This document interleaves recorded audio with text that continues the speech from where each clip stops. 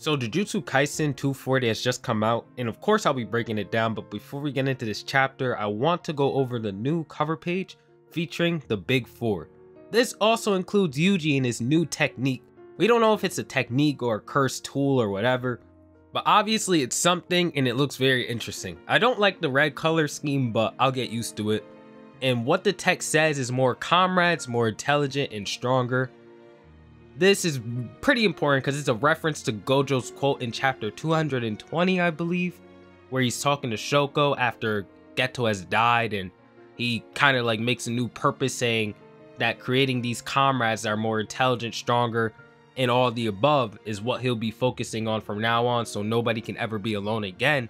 And with the formation of these four, he absolutely was able to do this. It's a very powerful cover page, and it does restore my faith in these guys defeating both Sukuna and Kenjaku. Something else I'm going to say, that I'm certain that if this is a technique that Yuji has unlocked, I'm sure that he's now on the level of the big three or the heavy hitters. I just don't think he'd be on this cover if he wasn't relative to them. And it's been stated that 80% of a sorcerer's competence comes from their curse technique. Yuji gaining honestly anything at this point is enough to put him on the level of these guys. He was fighting some of the most powerful and talented monsters throughout this series with hands alone for 200 chapters. I'm sure he's way more powerful than we think, and with that said, let's hop into chapter 240 itself. We open up with Angel talking to Yuta, Hakari, Mei, and Kusakabe, suggesting that they should go ahead and defeat Kenjaku now, meanwhile Sukuna's fighting Gojo. And the fact that Angel, someone who faced Sukuna herself in the past, would even suggest that they split their forces for Kenjaku, rather than focusing all of them on Sukuna and likely their best chance of ever defeating him, says a lot about the threat that Kenjaku is. Angel lets everybody know that even if Sukuna can be defeated here, if Kenjaku achieves his plan, then none of it matters. And honestly, I agree. I'm not saying that Sukuna is a good person or anything, but he is somewhat reasonable and a tiny bit chill. He's not the kind of person to openly go out of his way to destroy the world like Kenjaku currently is doing. I would even go all out on a limb and say that if the sorcerers weren't fighting Sukuna right now, he'd probably have opted to go home and sleep or something, or smoke Gojo's body on the grill. Kenjaku's actively trying to destroy the world, and Sukuna's just fighting to fight and likely help Kenjaku achieve this plan. But since it's a binding vow that's making him help Kenjaku in the first place, I'm sure that he wouldn't care to do this if he didn't have to. So I do agree with focusing on Kenjaku.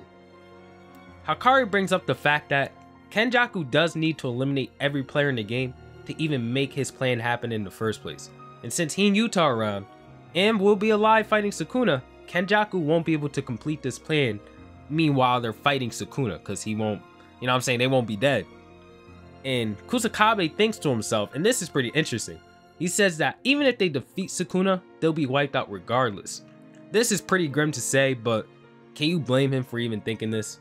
Kenjaku has access to a technique that our most powerful sorcerers believe to be impossible to grasp. As much as people want to believe that Yuta and Hakari together is enough for him, I just don't think they can do anything against him once he opens his domain, as it's an open barrier and would crush any other domain in the series except for Sukuna's. They have no answers for him, right? Kenjaku is simply too powerful to not be faced with everybody present and in at least decent health. And then another scenario is brought up. What if Gojo loses and Kenjaku ambushes us along with Sukuna? And they straight up conclude that an event like that is just too overwhelming for them to handle. They would lose. Angel even says that if Gojo loses and we fight Sukuna, then Kenjaku in sequence, we'd be fighting Kenjaku heavily wounded, and that's not favorable. Kusakabe then suggests that Maki is the best choice in this case. We send someone to surprise Kenjaku now, which, if you saw in my last review, you know that Gege stole my flow word for word, because I was saying this exact thing for 2 minutes straight. But Kusakabe does redirect his attention towards Sukuna and says that we need everybody to fight Sukuna and we can't risk sending anybody that's unreliable as an assassin in the first place. And that even none of the first grades are up to the task, and I agree. We don't know if any of our characters are really masters of stealth like that, and the only one who is well, gone.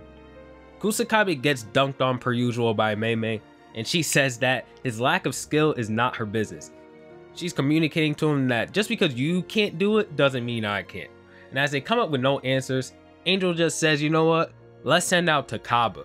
And after this suggestion from Angel, they are all shocked, asking what the hell can he possibly do, with Kusakabe mentioning that the only thing I remember from him is when his clothes fell off in front of everybody. And I'm curious to know, how the hell did that even happen with the use of comedian? Like, what was the joke here?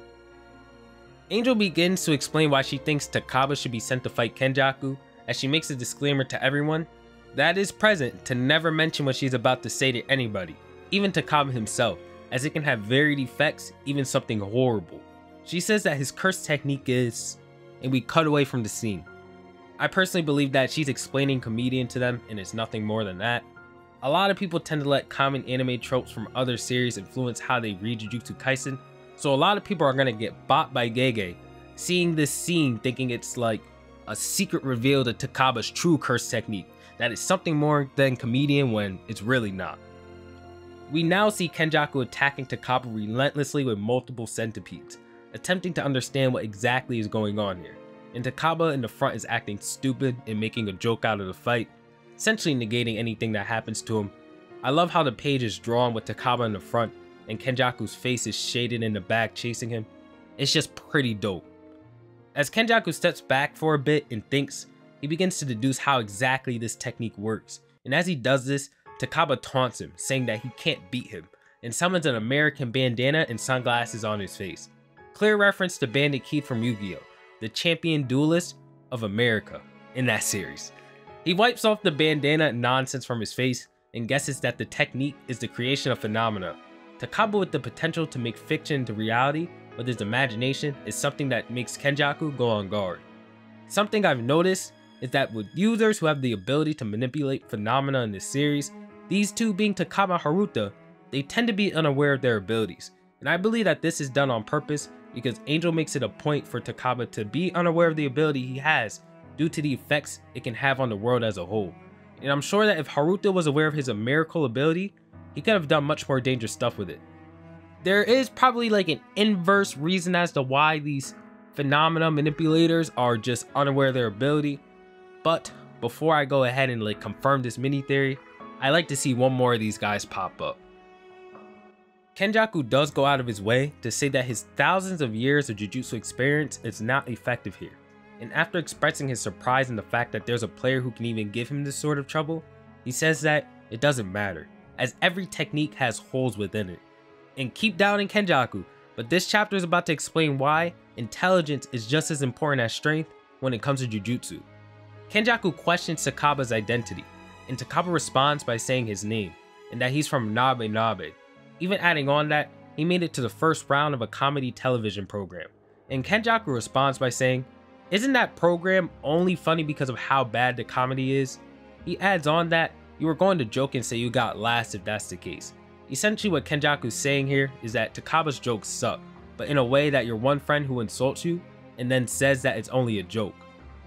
There's a lot of talking in the chapter, so I'm gonna go ahead and simplify it, but what Kenjaku does is continue to converse with Takaba, for the sake of adding validity to his statements as a fellow comedian to Takaba.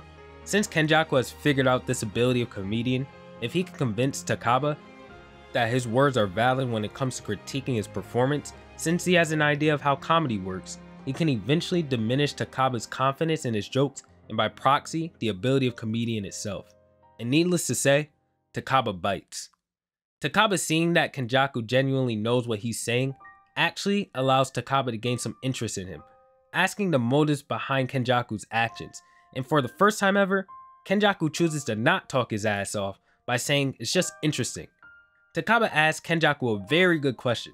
This question being, if there was something even more interesting than what you're doing right now, would you continue doing what you're doing now? And with how Kenjaku reacts to this question, you can say that he would most likely redirect his focus towards that. Takaba's able to pick up on this, and as he makes some writing appear on Kenjaku's face, he then says, well, it's written on your face. Takaba gets serious, and he says that he'll be using his ace on Kenjaku, and Kenjaku, understanding the potential of this ability, gets a little bit serious, thinking this can actually harm him.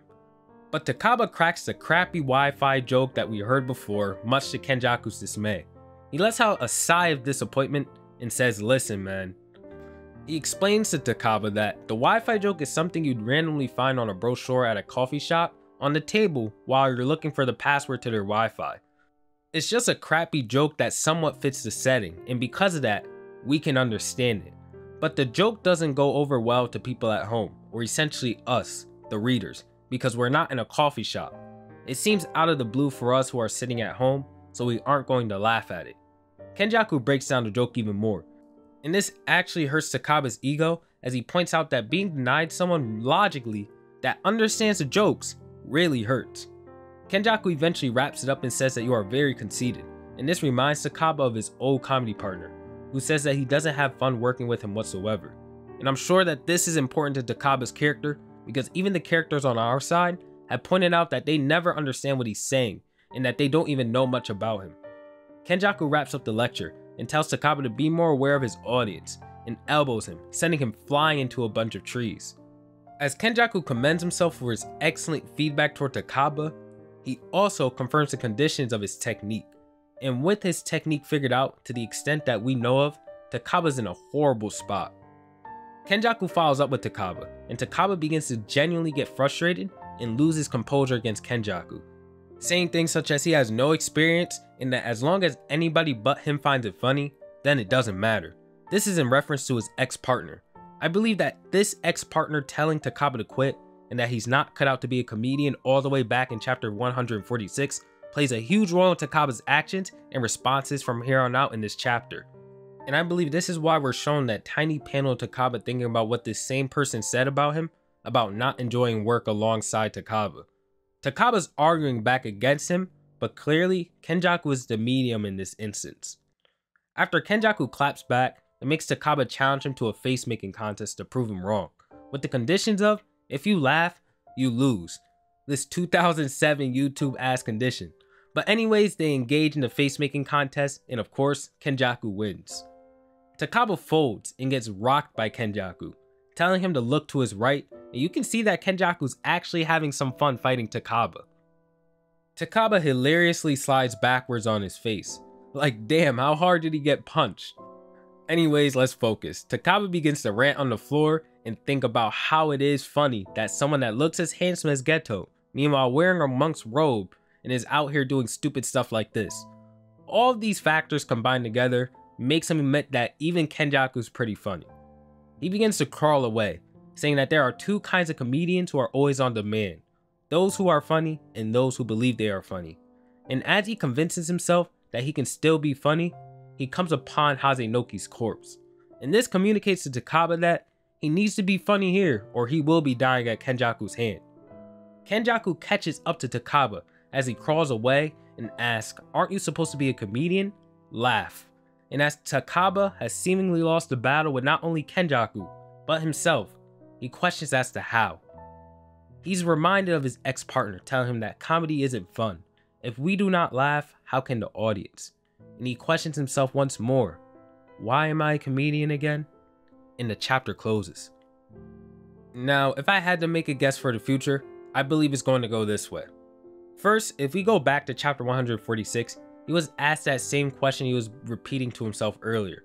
This question being, comics who are funny and comics who think they are funny. Which are you? And he responds with, I'd say it's 50-50, but maybe it's 7-30. I'm not gonna lie, personally, I believe that since Takaba had asked himself this earlier in the chapter, combined with the fact that Kenjaku is breaking down his jokes and actually discouraging him this way, it's gonna force him to make a decision between these two, and he'll result in being a comedian who thinks they're funny, although they're not. And this would render Kenjaku's critique of Takaba's jokes nullified, and also spiritually prove his ex-partner wrong, by him being a successful comedian by the story's standards.